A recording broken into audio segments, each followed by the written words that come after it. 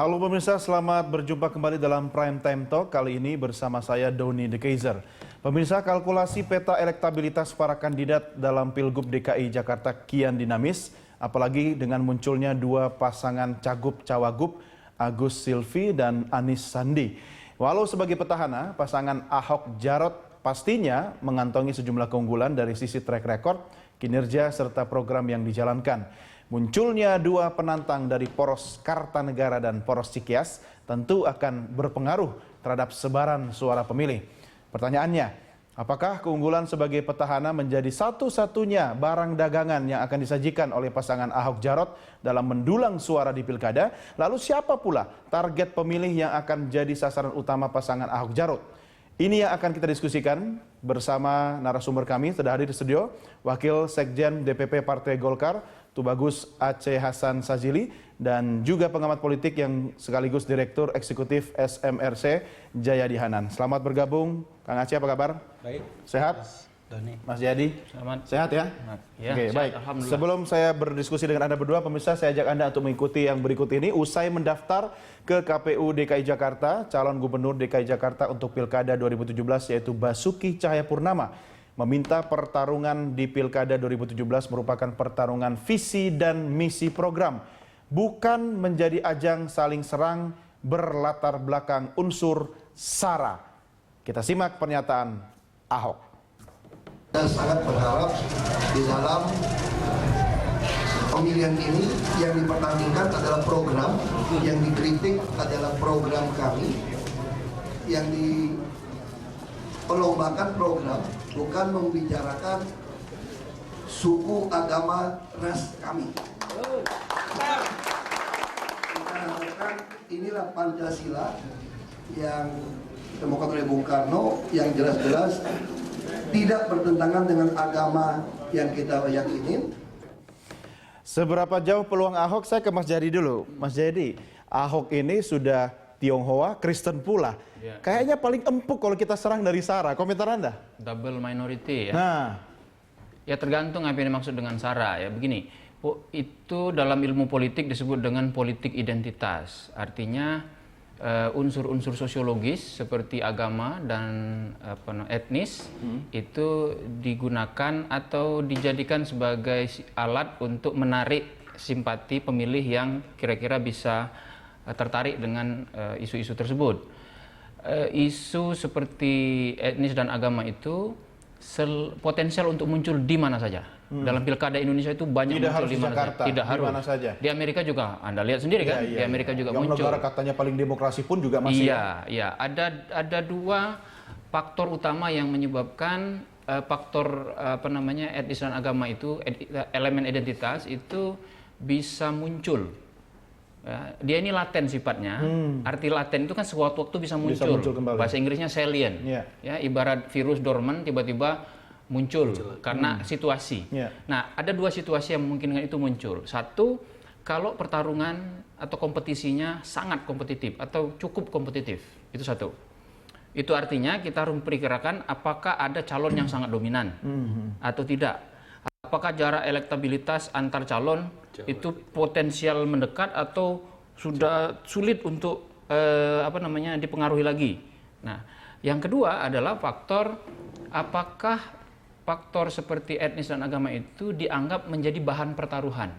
Misalnya ada sekelompok orang yang merasa kalau misalnya si A menang maka ada ancaman terhadap kelompok agamanya atau ancaman terhadap kelompok etnisitasnya. Nah, kalau ada unsur-unsur seperti itu, maka unsur politik identitas itu biasanya muncul. Nah, tinggal bagaimana kemudian kita mengelolanya, itu saja persoalannya. Jadi, maksud saya tidak usah takut dengan isu-isu seperti ini biasa.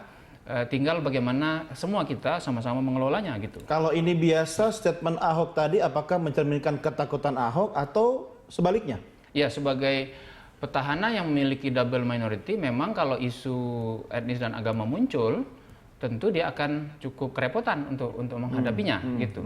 Sebagai petahana tentu dia lebih ingin berbicara soal program, soal track record kan, apalagi dia tahu, timnya Ahok tahu bahwa salah satu alasan utama masyarakat Jakarta memilih kandidat itu, alasan pertama itu sekitar 35% itu mereka milih calon tertentu itu karena track record. Artinya sudah terbukti nyata hasil kerjanya.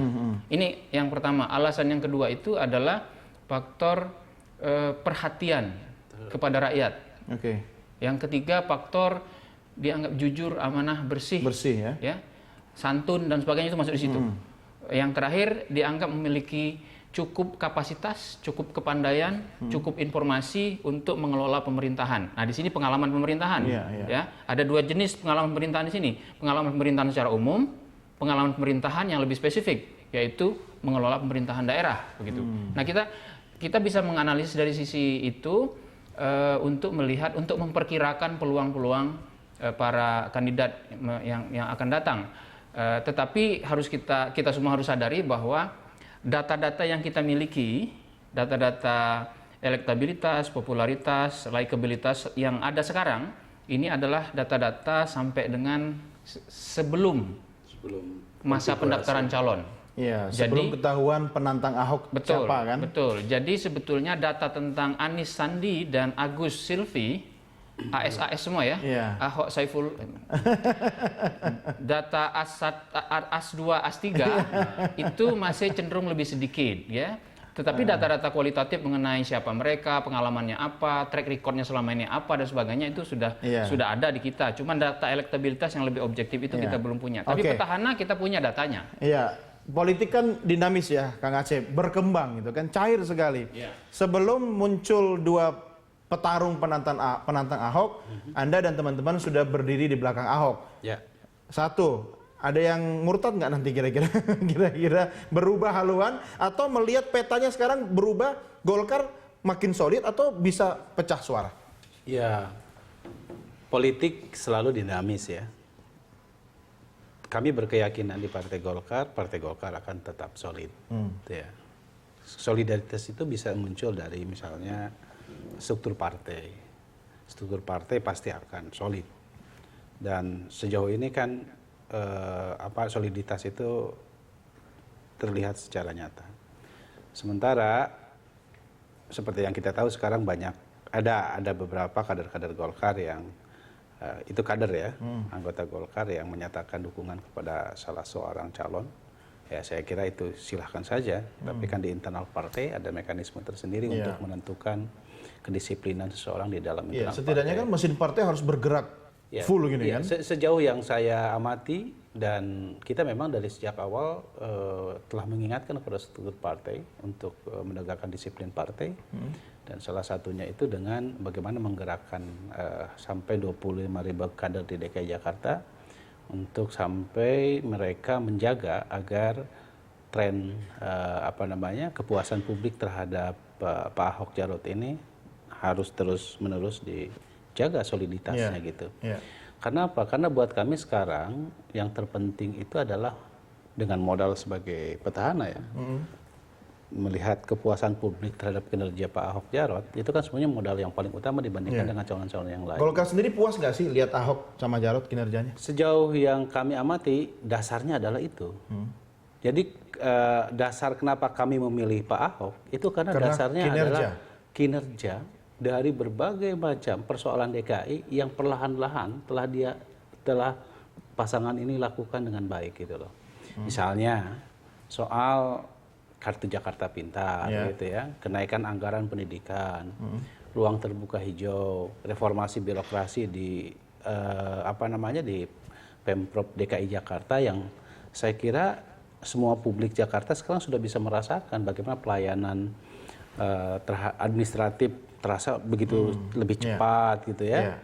Kemudian konsep penataan pemerintah dengan menggunakan e-budgeting, e-planning gitu ya, sistem clue dan lain sebagainya. Tapi kan Golkar ini kan paling pinter nih kalau membaca gitu kan, paling ahli gini membaca. Mungkin dulu membaca hasil riset, hasil polling yang waktu itu Ahok sayang ada lawan gitu kan. Nah tiba-tiba muncul nama dari Cikeas, kemudian nama yang lain Anies dan Sandi. Nah keyakinannya masih sama seperti dulu nggak? Saya kira kita masih punya keyakinan ya, apalagi ini seperti dulu atau gimana? Masih seperti dulu tentu. Kita konsisten dengan dukungan kita terhadap Pak Ahok dan Jarot ya. Bahkan sebelum PDIP mendukung pun ya? Bahkan sebelum PDIP mendukung pun kita menyatakan dukungan sepenuhnya kepada Ahok. Bahkan sekarang ketika misalnya terjadi gonjang-ganjing soal siapa ketua tim pemenangan, buat kami tidak terlalu penting itu tim pemenangan, yang penting Pak Ahok Jarot menang, gitu loh.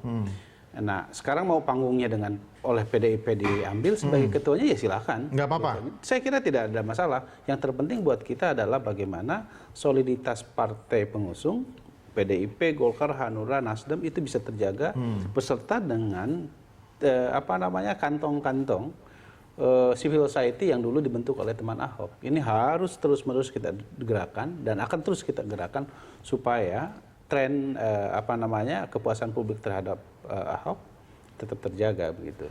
Jadi kami punya keyakinan bahwa dengan apalagi sekarang ya mohon maaf bahwa pasangan-pasangan yang ada gitu ya, baik Pak, mereka punya kelebihan tentu.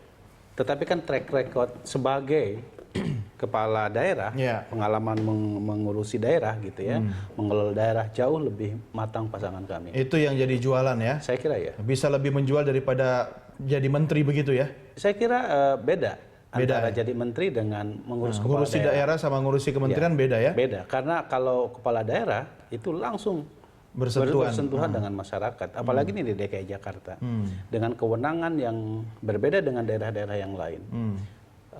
Ya mohon maaf seperti misalnya Kementerian Pendidikan kan lebih kepada portofolio di tingkat pusat, eksekusinya kan ada di tingkat daerah gitu loh, karena itu bagian dari urusan yang didesentralisasi ke daerah gitu. Iya, itu kalau sudah di daerah dinas pendidikan di bawah gubernur ya. Di bawah gubernur. Oke, kita lanjutkan sampai berikutnya, pemirsa jangan kemana-mana, kami segera kembali tetap bersama Prime Time Talk.